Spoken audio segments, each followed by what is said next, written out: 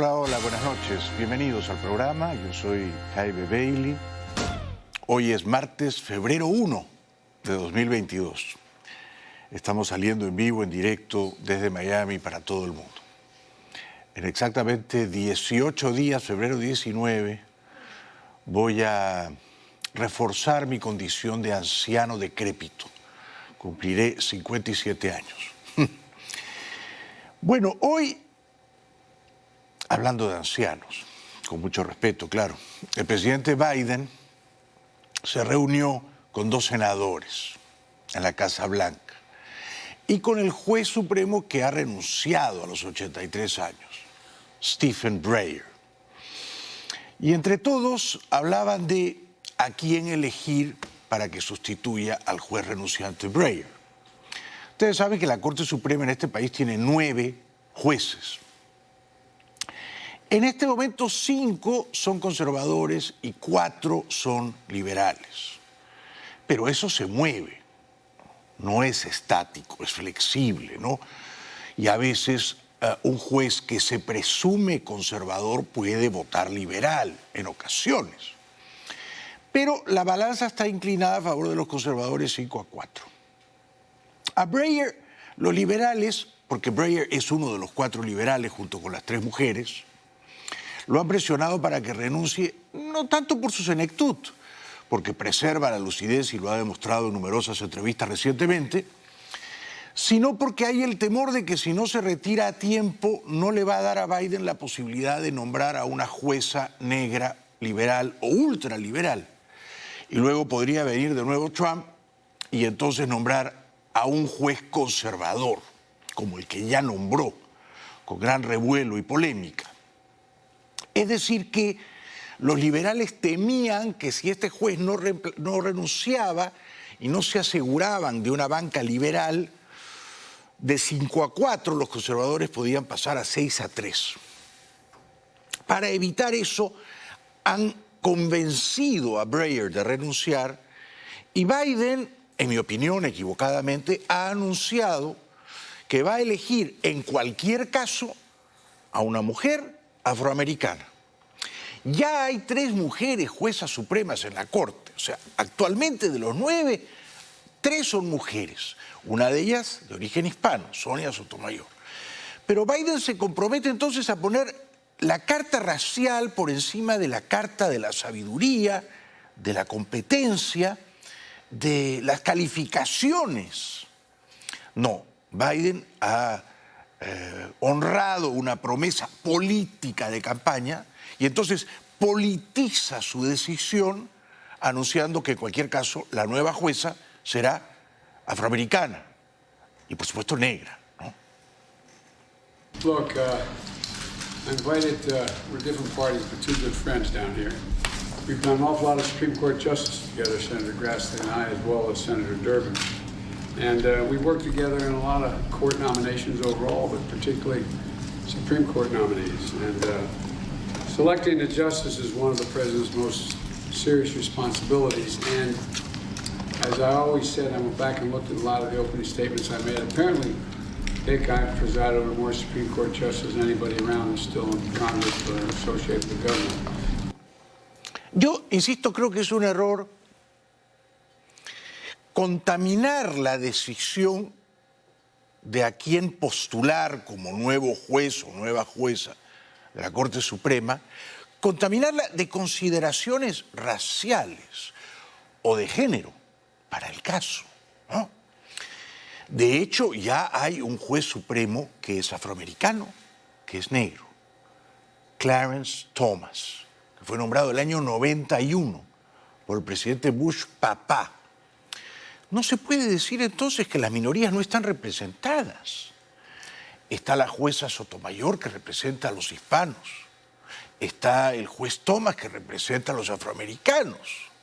No, ahora tiene que haber no un juez negro, sino también una jueza negra. Insisto, yo creo que eso abre las puertas o sienta un precedente nefasto para que luego otros grupos ejerzan presión, hagan cabildeo, ya no sobre Biden, sobre el presidente de turno, para que el próximo juez supremo sea, por ejemplo, una mujer lesbiana, un hombre homosexual o incluso una persona transexual. Dirán, pero no está el paraguas de las minorías sexuales representado. Son 9 personas todas heterosexuales. Eso está mal. Tiene que haber un juez gay o una jueza lesbiana. ¿Tiene? No, no tiene. No tiene. Lo que tiene que haber es una jueza o un juez que Biden elige por su competencia y su sabiduría. Y eso es lo que no está ocurriendo. No digo que va a elegir a una jueza afroamericana incompetente. Es perfectamente probable que elija a una buena jueza afroamericana. Pero lo de buena no va primero que lo de afroamericana. Lo primero es que sea una mujer afroamericana. Y esto a mí me inquieta y me parece que sienta un mal precedente. At any rate, what we're going to do is, I've said before, and I went back and looked at some of the opening statements I made from justices over the years, that, you know, the Constitution says advise and consent, advice and consent. And I'm serious when I say it, but I want the advice of the Senate as well as the consent we can arrive on who the nominee should be. Los conservadores, los 5 conservadores, el más conservador de todos es el juez negro, Thomas, está Alito, está el jefe de la corte, Roberts, y está Gorsuch, que también se considera que es uno de los conservadores, van 4, y Barrett, 5. Y luego tienen a los 4 liberales, ¿no? Uno de los cuales es el que ha renunciado, por razones de edad. Cuando a uno lo nombran juez o jueza vitalicio de la Corte Suprema, o uno se muere ocupando el cargo, o uno renuncia, como ha ocurrido con Breyer, ¿no?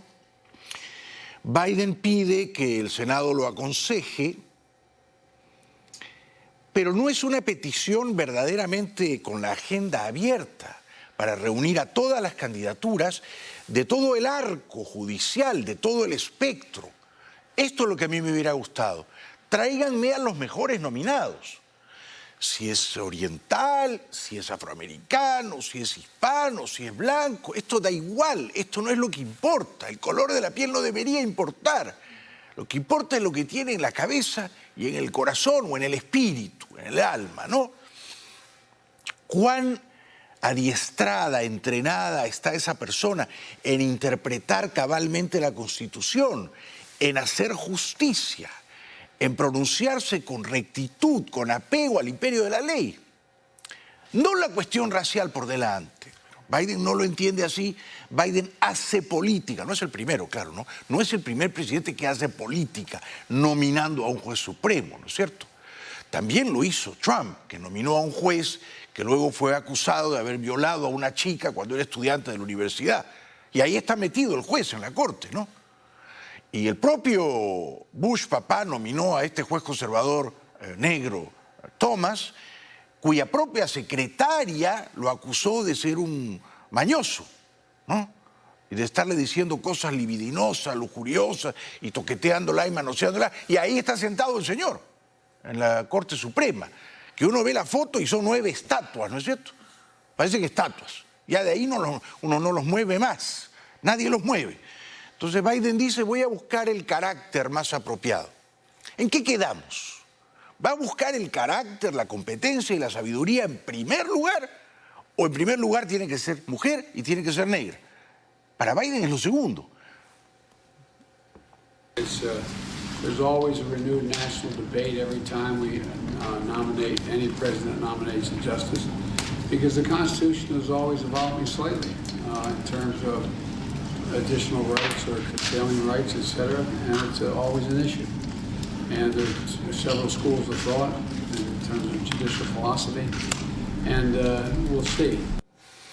Yo pienso que Biden debería nominarse a sí mismo para ser juez de la Corte Suprema. Esto sería fantástico para todos. Así se asegura tener a un juez liberal en la Corte Suprema y así deja de ser presidente porque lo está haciendo fatal, ¿no? no se va a romper el balance de 5 conservadores contra 4 liberales, teóricamente, en la Corte Suprema. No se va a romper. Y por eso es que han persuadido a Breyer de renunciar. Biden promete que va a anunciar su nominada, su candidata, sujeta a confirmación por parte del Senado, a fines de este mes de febrero.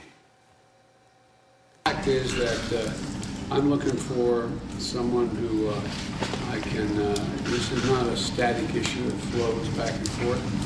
And I'm looking for a candidate with character, with the qualities of a judge in terms of being courteous to the folks before them and treating people with respect, as well as a judicial philosophy that is more one that suggests that there are unenumerated rights in the Constitution, and all the amendments mean something, including the Ninth Amendment.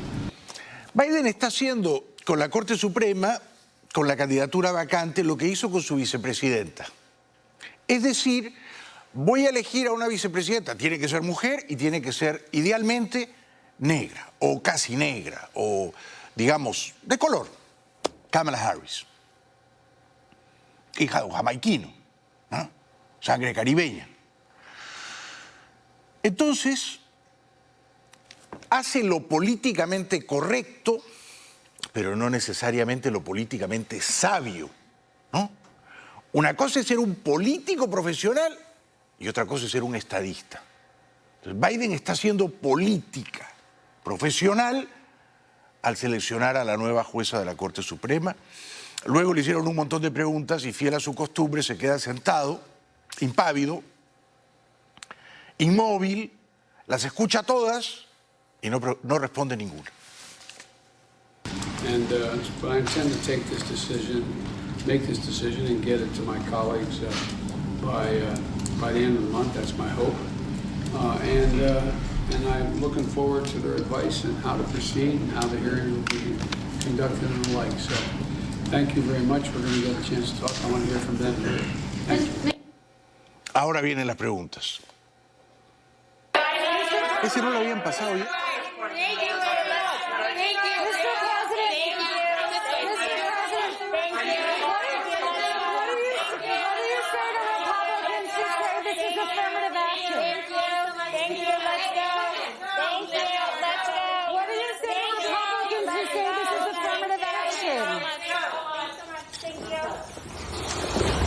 No responde. Una vez más, no responde. Es un error. Da la imagen de que no está preparado para responder, de que tiene miedo a las preguntas. Por tanto, da una imagen de debilidad o de inseguridad. Esta es mi opinión. El senador republicano Cruz, Ted Cruz, no es santo de mi devoción, pero en esto lleva razón. Dice que no tiene sentido, habiendo además ya un juez afroamericano en la Corte Suprema, que Biden se vea obligado a nominar a una señora jueza afroamericana. Biden, the fact that he's willing to make a promise at the outset that it must be a black woman, I got to say that's offensive. Right. You know, black women are what, 6% of the U.S. population? He's saying to 94% of Americans, I don't give a damn about you. You are ineligible. And he's also saying it's actually an insult to black women. If he came and said, I'm going to put the best jurist on the court, and he looked at a number of people and he ended up nominating a black woman, he could credibly say, okay, I'm nominating the person who's most qualified. He's not even pretending to say that. He's saying, if you're a white guy, tough luck. If you're a white woman, tough luck. You don't qualify. If you're Merrick Garland, all right, how much does it suck to be Merrick Garland? He's literally got to sit here and be told at the outset he is ineligible. You're out. Because, sorry, wrong skin pigment and wrong Y chromosome. Con lo mal que me cae Cruz, en esto tiene razón. Porque dice, bueno, pero si el mejor candidato es un juez blanco o una jueza blanca, ¿por qué vamos a descartarlos por su color de piel? Es injusto, es una discriminación a la inversa. Es una suerte de contrarracismo versus los blancos. No tiene sentido. Ahora, se dirá, no, es que los blancos ya son mayoría en la Corte Suprema. Es verdad, son mayoría. Es decir, hay una hispana de 9 y hay un negro. Los 7 restantes son blancos. ¿Y qué? Si el mejor es un juez blanco o una jueza blanca, o un juez de origen oriental, o una jueza de origen escandinavo, da igual, da igual. Lo importante es buscar la competencia, la sabiduría, las calificaciones académicas vitales, ¿no? La ejecutoria judicial de esa persona. No por ser negra y ser, redundantemente claro, no por ser una mujer negra, quiero decir, Whoopi Goldberg, la actriz o exactriz, se salva de decir chorradas, memeces. Por lo visto, yo no la veo, aparece asiduamente en la televisión. Hoy no tuvo mejor idea que, ya que estamos en el mes de la celebración de las mujeres afroamericanas, no tuvo mejor idea esta mujer afroamericana, que tiene una tribuna en la televisión, que le pagan fortunas por decir libremente sus opiniones, que el holocausto, dijo Whoopi Goldberg, siendo ella representante de una minoría racial, es increíble, ¿no?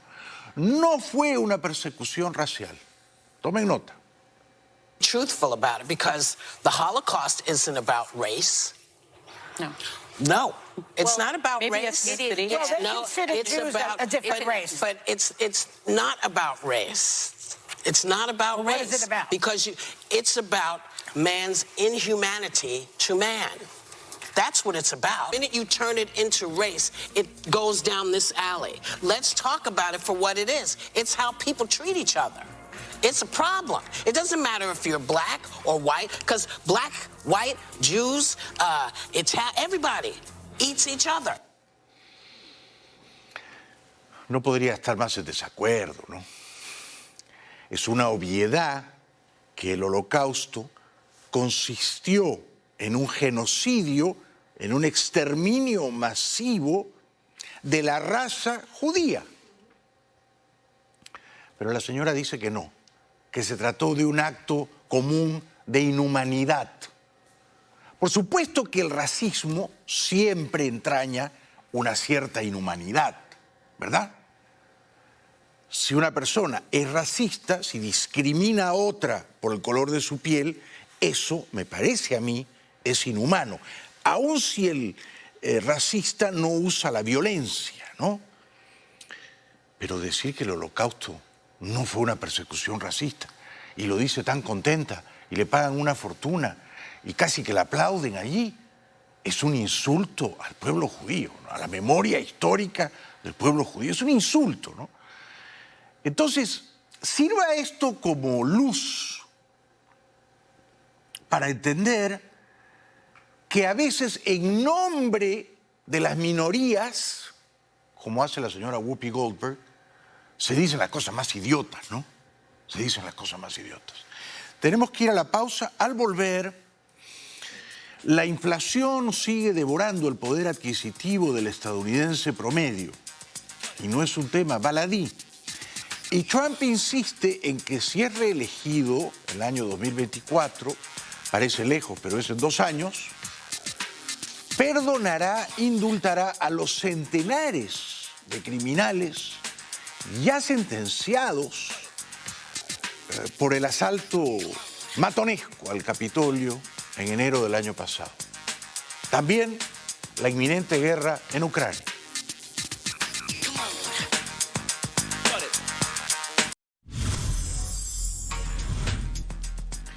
Bienvenidos de vuelta al programa. Antes de ir a la inflación y a...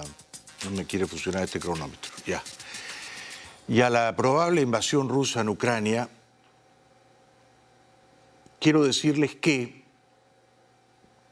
sigue la investigación en el Congreso del 6 de enero del año pasado.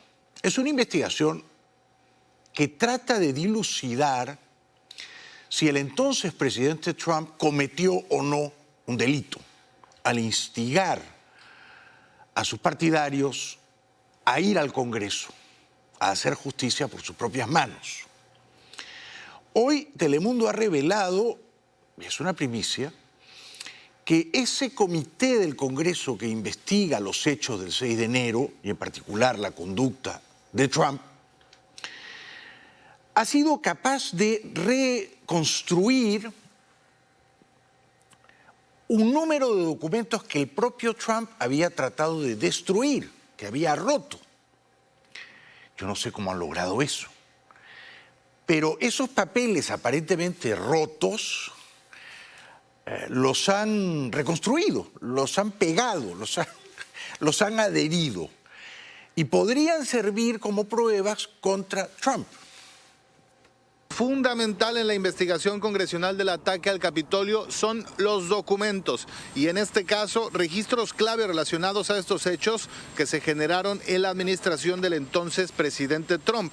El comité especial que realiza las pesquisas ya recibió de los archivos nacionales la documentación que solicitó, unas 700 páginas, pero hoy los archivos nacionales confirman que algunas estaban deshechas y que tuvieron que ser incluso pegadas de nuevo. Bueno, yo no entiendo eso. No entiendo cómo si él rompió o metió a la máquina trituradora de papeles unos documentos que podrían incriminarlo. No entiendo cómo eso luego lo reconstruyen. No entiendo. Debe de haber una explicación que escapa a mis facultades cognitivas. Pero quizá todo papel o todo documento tiene una copia y él rompió la oficial y no rompió la copia. No sé. Quizá quedó la copia en versión digital y ahora la imprime, no sé. Quizá hay una máquina capaz de reconstruir el documento triturado, puede ser, no sé. Confieso mi ignorancia y al mismo tiempo me asombro de que esos documentos que Trump quería ocultar de la investigación hayan sido rescatados. El comunicado dice, algunos de los documentos presidenciales que recibimos de la administración Trump incluyeron registros en papel que habían sido destruidos por el entonces presidente Trump. No se explica por qué ocurrió esto, pero los archivos nacionales hacen referencia a los reportes previos de prensa que revelaban la tendencia del exmandatario a hacer trizas y a tirar en el suelo documentación potencialmente comprometedora. Entonces, si uno lee entre líneas, estos eran documentos que no había triturado. Bueno, aunque dijo hacer trizas, ¿no? De repente no los metió a la maquinita, sino los rompió y los tiró en un gesto así de ofuscación, ¿no? Y entonces alguien luego los recoge. Siempre alguien recoge los documentos. Siempre alguien opera en la sombra, ¿no? Siempre hay un pérfido, un desleal, ¿no? Siempre cuídate, si eres político, ¿no? Si tienes poder, de tu círculo íntimo, ¿no? Ahí está infiltrado tu enemigo más peligroso, en tu círculo íntimo. Porque a los otros, a tus enemigos visibles, les ves las cabezas, ¿no? Después de esta denuncia de Telemundo, al senador republicano McConnell, que es un veterano, que es un político cazurro, que está de regreso de todo, le han preguntado por los dichos de Trump el fin de semana en Texas, según los cuales el expresidente, si es elegido de nuevo presidente de este país, va a indultar, va a perdonar a todos los vándalos y matones que asaltaron el Capitolio y que ahora están presos. Y están presos por centenares. Y la mayor parte de ellos se han declarado culpables, ¿eh? Bueno, a pesar de eso, Trump los quiere liberar. O sea, ellos han dicho ante la justicia, somos culpables, y Trump, sin embargo, los considera inocentes y promete liberar. Bueno, McConnell dice que eso, por supuesto, está mal, ¿no? Y que el comportamiento de Trump respecto de su derrota electoral es indefendible. How concerned are you about the former president offering pardons to people who attacked the Capitol on January 6th? And because of his comments, does he have the moral authority to be president again? Well, I can speak for myself. The election of 2020 was decided December the 14th of 2020 when the Electoral College certified the winner of the election. What we saw here on January the 6th was an effort to prevent the peaceful transfer of power from one administration to another, which had never happened before in our country. Lo que él con elegancia, con delicadeza, dice que fue un esfuerzo por parte de Trump de prevenir la transición pacífica del poder, algo inédito en la historia republicana de los Estados Unidos. Yo, más crudo, podría llamar un intento de golpe de Estado. Que es la misma cosa, ¿no? Evitar la transición pacífica del poder a quien legítimamente ha ganado es dar un golpe de Estado. Si se queda el que ha perdido, dinamita la democracia. Eso es un golpe de Estado. Eso es lo que quiso hacer Trump. Pero Trump quiso que se lo hiciera Pence, que Pence lo declarase ganador. De modo que el golpista de facto fuera el propio vicepresidente Pence. Luego se escandaliza el hombre lechuza, el hombre búho, el senador McConnell. Claro que el escándalo no se nota mucho porque él es un hombre búho, taciturno, de pocas palabras, ¿no?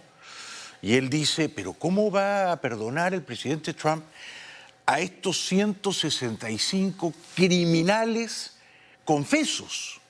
O sea, están presos por asaltar el Capitolio, pero ellos se han declarado culpables. Entonces, ¿cómo vas a decir que son inocentes?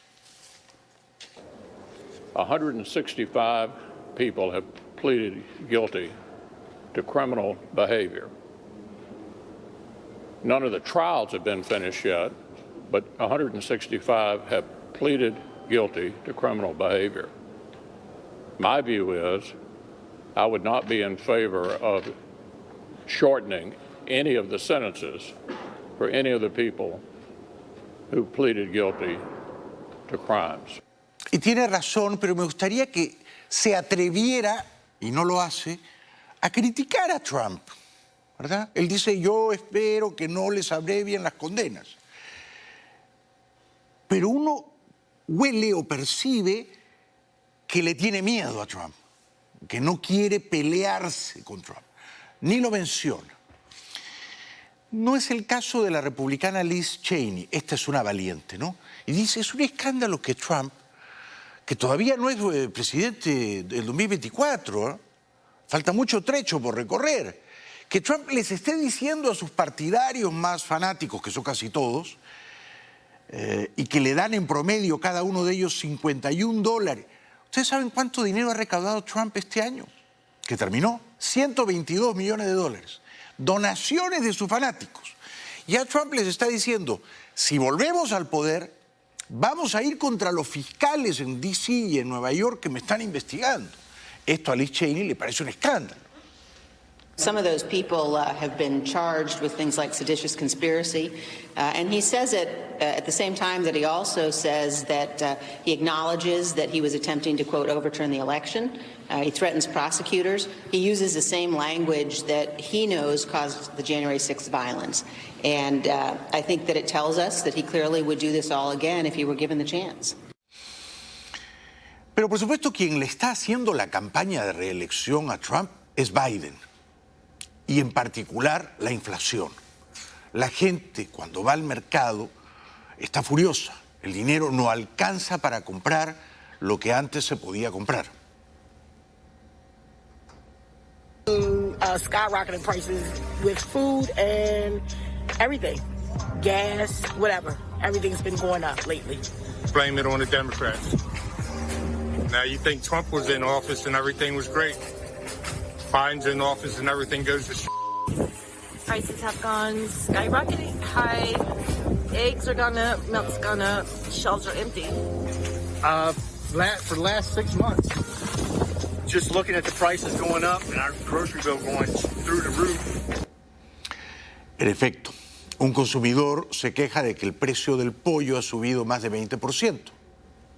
I normally go to eat out, it's costing more too. Like if I go up to Hip Hop Chicken to get a 10-piece was $12 and now it's $15. I feel like it's like a little bit of an increase on everything, so it's just like $20, $30 more in my total cost. Meat prices, I don't even want to buy steaks anymore. It's, the shelves are empty, no produce, no meat. The supply lines are short. I don't know if that's causing the inflation, but it's rough on people. Paralelamente, el precio de la gasolina ha subido de una manera escandalosa. Prices have only risen about a nickel and 3 pennies over the past week in the city of Columbus. It might not seem like a lot, but experts say it could cost you even more change in the coming weeks. Timothy Wheatley's filling up for the first time in a few weeks, and he's noticed a bit of a change. I have noticed it's gone up a little bit. Gas Buddy says the average cost of a gallon of gas in Columbus has risen up to $3.11 a gallon, which is about 8 cents more than the week before. Una pausa, será breve. Al volver, Putin se reúne con el primer ministro húngaro, trata de poner paños fríos a la tensión bélica, y Boris Johnson, el primer ministro británico, viaja a Kiev y se reúne con el presidente ucraniano Zelensky.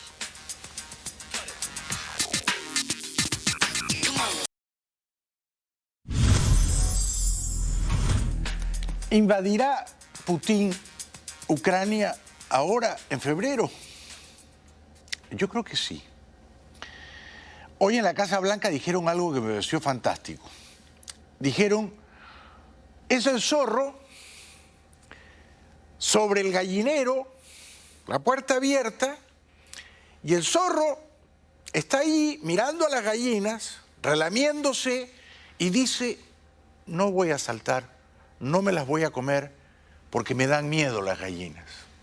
No, es mentira, se las va a comer, y por eso está ahí, sobre el gallinero. Putin está frente a Ucrania, en la frontera rusa y en la bielorrusa. Tiene 120.000 hombres.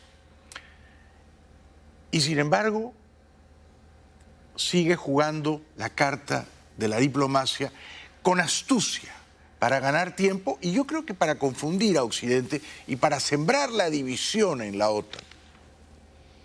Por ahora, los contactos diplomáticos no consiguen calmar los ánimos. La respuesta a las preocupaciones rusas enviada por Estados Unidos decepciona a Putin. Понятно. Я проинформировал об этом господина премьер-министра, что принципиальные российские озабоченности оказались проигнорированы. El presidente ruso pide garantías explícitas de que la OTAN no se expande hacia el este de Europa, en un día en el que han seguido los contactos al más alto nivel. Boris Johnson se ha ido hasta Kiev para reunirse con el presidente Zelensky. Y ha dicho cosas fuertísimas, Boris, pero antes. Putin quiere demostrarle a Occidente que él también tiene amigos en el mundo, ¿no? Amigos poderosos. Por eso hoy fue el húngaro, el primer ministro húngaro, que es de derecha fascista, como Putin es de derecha fascista, reaccionaria, antiliberal. Están planeando una visita del brasileño Bolsonaro a Moscú, este es otro de derecha fascista, ¿no? Va a ir Bolsonaro a Moscú a apoyar a Putin, ¿pueden creer? Y luego, este mes de febrero, Putin va a viajar a Beijing y va a ser recibido con todos los honores por el dictador chino, Xi, con ocasión de la inauguración de las Olimpiadas de Invierno. Entonces Putin le está diciendo al mundo, tan solo no estoy, ¿eh? Los chinos están conmigo, Brasil está conmigo, hay un par de países del centro de Europa que están conmigo, uno de ellos es Hungría, ¿no? Y, por supuesto, Bielorrusia está conmigo también, no digamos ya Cuba y Venezuela, en el patio de Estados Unidos, tan solo no estoy. Por eso ha recibido hoy a Orbán, el húngaro, el primer ministro Víctor Orbán, y ha sido su primera aparición, la de Putin, su primera aparición pública desde que ha escalado el conflicto prebélico de la posible invasión a Ucrania. Putin se queja, dice, mis demandas no han sido escuchadas, no han sido satisfechas. Primeras palabras en público del presidente ruso Vladimir Putin sobre la crisis con Ucrania. El mandatario acusó el martes a Occidente de ignorar las preocupaciones de Moscú en materia de seguridad que fueron rechazadas por escrito por Estados Unidos y la OTAN. No vimos una consideración adecuada de nuestras demandas clave con respecto a la prevención de la expansión de la OTAN, la negativa a desplegar instalaciones de ataque cerca de las fronteras de Rusia y el regreso de la infraestructura militar del bloque en Europa a la condición en 1997.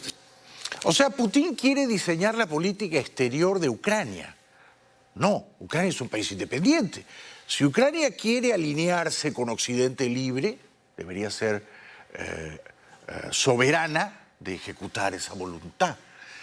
Pero Putin dice, insidiosamente, es una campaña de propaganda para preparar el terreno fértil a la invasión, Putin dice que Estados Unidos está usando a Ucrania para instalar ahí armamento militar ofensivo poderoso, lo cual es falso.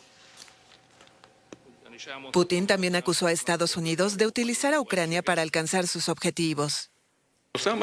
Su objetivo más importante es contener a Rusia, esa es la cuestión. En este sentido, Ucrania en sí misma es solo una herramienta para lograr este objetivo. Esto se puede hacer de diferentes maneras, para arrastrarnos a algún conflicto armado. En una mesa enorme, en la cabecera de enfrente estaba el húngaro, Orbán, de derecha fascista como Putin. Brindaron con champán. El mandatario recibió al primer ministro húngaro Viktor Orbán, un aliado, aunque su país es miembro de la Unión Europea y la OTAN, y aseguró que espera encontrar una solución al conflicto, aunque consideró que no será sencillo. Putin no mencionó los miles de soldados rusos desplegados en la frontera con Ucrania que han levantado sospechas de que prepara un ataque a su vecino tras el de 2014. El mensaje ocurre luego de una conversación telefónica entre los jefes de la diplomacia rusa y estadounidense que señalaron un profundo desacuerdo sobre el tema, pero dijeron querer continuar el diálogo. Boris Johnson en Kiev le pide a Rusia que retroceda. En otra señal de apoyo occidental a Ucrania, el primer ministro británico Boris Johnson estuvo el martes en Kiev. Es vital que Rusia retroceda y elija el camino de la diplomacia, y creo que todavía es posible. Estamos dispuestos a dialogar. El primer ministro polaco Mateusz Morawiecki también se desplazó a Kiev en medio de la crisis, por lo que el presidente ucraniano Volodymyr Zelensky saludó el creciente apoyo diplomático y militar occidental a su país. Pero el que ha dicho, digamos, las frases más subidas de tono ha sido Boris Johnson, ¿no? En Kiev. Dijo, la guerra no será entre Rusia y Ucrania, será entre Rusia y toda Europa. A further Russian invasion of Ukraine would be a political disaster, a humanitarian disaster. In my view, it would also be, for Russia, for the world, a military disaster. Sería entonces un fiasco, un desastre militar para Rusia, ha dicho Boris, que es una manera de decir, si te metes en Ucrania, nosotros vamos a ir a pelear con los ucranianos. Algo que Biden no se ha atrevido a decir ni a insinuar tan siquiera. Zelensky respondió agradecido a Boris. Agradecemos a Reino Unido su apoyo a nuestra aspiración de formar parte de la OTAN y esperamos de la Alianza Atlántica muestras claras y concretas. Es un paso muy importante para reforzar nuestra capacidad de defensa. Boris entregó dinero como una señal de apoyo, 105 millones de euros, que eso no alcanza para nada. Mantener a las tropas, como Putin tiene a 120.000 hombres en la frontera en el frío de febrero, cuesta una fortuna. Todos están de acuerdo en la gran importancia que tiene apoyar la autodeterminación de Ucrania. Porque el pueblo ucraniano tiene derecho a decidir cómo es gobernado. Y en definitiva, ¿a qué organización aspira? Mientras Boris estaba en Kiev, su canciller en Londres anunció sanciones durísimas a los oligarcas rusos que viven en Londres, muchos de ellos millonarios amigotes de Putin, en caso de que se ejecute la invasión a Ucrania. El primer ministro británico voló a Kiev para reunirse con Zelensky. Un día antes, Londres anunciaba nuevas sanciones contra oligarcas y empresas vinculadas al Kremlin si Rusia invade Ucrania. Estas serán las sanciones más duras contra Rusia. Es el enfoque más radical desde la salida de la Unión Europea. Los que están dentro y alrededor del Kremlin no tendrán dónde esconderse. Prosiguen los ejercicios militares rusos en Rusia y en Bielorrusia. Rusia aumenta sus fuerzas en la región, incluso mientras se intensifican los contactos diplomáticos para resolver la crisis. Las tropas rusas realizarán este mes ejercicios militares en Bielorrusia, con base en campamentos como este, a pocos kilómetros de la frontera con Polonia. Maniobras militares preanuncian la invasión. Maniobras militares en Ucrania y Rusia mientras la diplomacia trabaja para evitar un enfrentamiento. Una delegación de la Unión Europea sigue en Kiev y hoy en el Parlamento ucraniano un grupo de diputados ha presentado las banderas de los países que les apoyan. Lo han hecho en agradecimiento a ese respaldo. En el lado ruso, el presidente Vladimir Putin ha hablado por teléfono con el primer ministro italiano y lo ha hecho en persona con el húngaro Viktor Orbán, que le ha dicho que ningún dirigente europeo quiere la guerra. Hablan ucranianos residentes aquí, en Estados Unidos, en Washington, D.C. Desde Washington, Román sigue con preocupación las noticias de su Ucrania natal. Él y su familia llegaron a Estados Unidos hace 30 años. Veo muchas señales de alarma, dice. Y teme una invasión rusa. Es lo que ve y lee en los medios estadounidenses que apuntan a Rusia como responsable de la crisis. Hemos escuchado algo, señala Christian, pero reconoce que los estadounidenses no prestan mucha atención a lo que ocurre fuera. Pese a todo, Washington se esfuerza por ganar la batalla del relato. Según el Departamento de Estado, fue Putin quien provocó la tensión y su objetivo es invadir, una tesis que se ha impuesto sin matices en otros países. El zorro está frente al gallinero, la puerta está abierta y el zorro le tiene miedo a las gallinas. No, se las va a comer. Ya regresamos.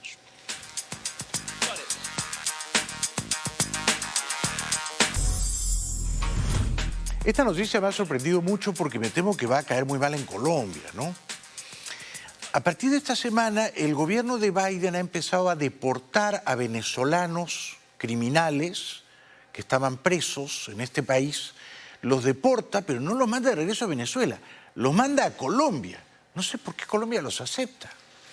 Sí, es que el jueves llegaron a Colombia los primeros 2 venezolanos que fueron deportados de Estados Unidos bajo la controvertida política fronteriza del título 42 que comenzó en el gobierno de Donald Trump con la pandemia. La medida permite expulsar casi de manera inmediata a migrantes. Según la Cancillería colombiana, no se tenía conocimiento sobre las deportaciones. Hablan algunos de los venezolanos deportados que fueron sacados de la cárcel de correccionales y llevados al avión y los despachan a Colombia. Madrugada me despertaron, que tenía 15 minutos para abandonar la correccional. Cuando llegamos al aeropuerto nos quitaron las esposas, nos dijeron que no podíamos correr, que no podíamos gritar, que no podíamos hacer un escándalo. Le dicen ahí a los oficiales que pues también, que si no aceptan la deportación, que puedes estar preso de 8 meses a 5 años. No me queda claro por qué estaban presos los venezolanos aquí en Estados Unidos. Digamos, ¿habían cometido un delito o estaban presos porque habían llegado en condición de ilegales y habían pedido el asilo y no les dieron el asilo? En cualquier escenario que Colombia reciba a los venezolanos deportados, le va a traer muchas críticas a mi amigo, al presidente Duque, que se pronunció al respecto. Este caso de las deportaciones se está tratando de personas que tenían estatus migratorio en nuestro país y que aprovechando ese estatus migratorio trataron de entrar ilegalmente a territorio de los Estados Unidos. Por eso se están deportando a Colombia. Muy importante decir lo siguiente, ninguna de esas personas tenía estatus de protección temporal, tenía estatus migratorio el anterior, el transitorio. Ninguna de las personas que hoy tiene el estatus de protección temporal o que ha recibido esa tarjeta está incluido dentro de ese grupo de deportaciones. Ya queda claro entonces, ¿no? Duque, que es inteligente, aclaró la duda. No los están deportando de Estados Unidos porque han robado un banco, ¿no? Los están deportando porque trataron de entrar aprovechándose que ya tenían un papel, un permiso de trabajo, de residencia en Colombia, ¿no? Abusaron de ese estatus, pero por lo visto preservan el estatus colombiano y por eso regresan allí. De todos modos, Duque le pide a Estados Unidos que sea más solidario. Colombia le ha dado un mensaje al mundo, recibiendo 1.8 millones de migrantes, dándoles un estatus de protección temporal, y yo lo que espero es que otros países del mundo también puedan seguir con esa pauta, porque son personas que están huyendo del oprobio, de la mayor violación flagrante de derechos humanos que haya visto el continente en mucho tiempo. Entonces creo que ese llamado a la solidaridad también es importante. Nosotros colaboramos con las autoridades norteamericanas en estos casos, pero también hago un llamado a que todos los países, y esencialmente los países más poderosos, también en el caso de los venezolanos, puedan ser generosos en materia migratoria. Mi saludo, mi respeto a Iván Duque. Yo sé que en las encuestas ahora, en fin, los números no le sonríen tanto. Estos son gajes del oficio, él lo sabe bien, pero ha sido un presidente muy digno, muy honrado y muy eficiente, ha hecho su mejor esfuerzo, ¿no? La política, lamentablemente, es un pantano. El que quiere volver a ser presidente en Costa Rica es Figueres, hijo del gran Pepe Figueres. Costa Rica es una democracia desde el año 48, 49 del siglo pasado, ¿no? Es decir, hace más de 70 años es una democracia sin interrupciones. Esto ya es admirable. El hijo del mítico, legendario Figueres, Pepe Figueres, que ya fue presidente en los 90, se jacta de ser amigo del billonario británico Richard Branson y aireó una conversación entre ambos. Closing remarks, Richard, if I may, I would invite you to make them and hopefully please include a couple of sentences on the importance of the ocean. Again, it's difficult talking to you because we did a lot of these things together, you know, and I think we're like-minded thinking people. I mean, we both helped set up Oceans Unite, which is committed to trying to get 30% of the world's oceans protected. Richard, thank you ever so much. God bless and have a great week ahead. Thank you so much. Good luck. Bueno, las elecciones son el domingo en Costa Rica. Todo indica que Figueres y Saborío pasarán a la segunda vuelta del 3 de abril, pero esto está por verse. Alvarado está cerca. Ya regresamos.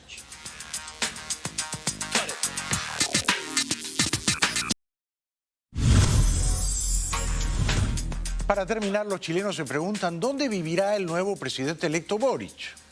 Un nuevo Chile está en marcha. Gabriel Boric ya despliega un nuevo estilo, muy activo en redes y a diario escucha a quienes se acercan a la casona conocida como Moneda Chica, donde prepara la transición.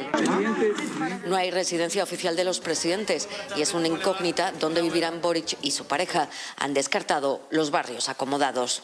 Irina Caramanos cambió de idea y sí asumirá el cargo de primera dama para rediseñarlo, pero ha despertado críticas. Es la pareja y no están casados, esa es una de las polémicas que hay. La otra polémica es dentro del movimiento feminista, es que algunas dicen que el cargo está en retrógrado, que debería no asumir. Esto ha sido todo por hoy. Muchas gracias. Seguiremos conspirando mañana. Y gracias a los nobles y a los valientes que nos acompañan todavía. Buenas noches.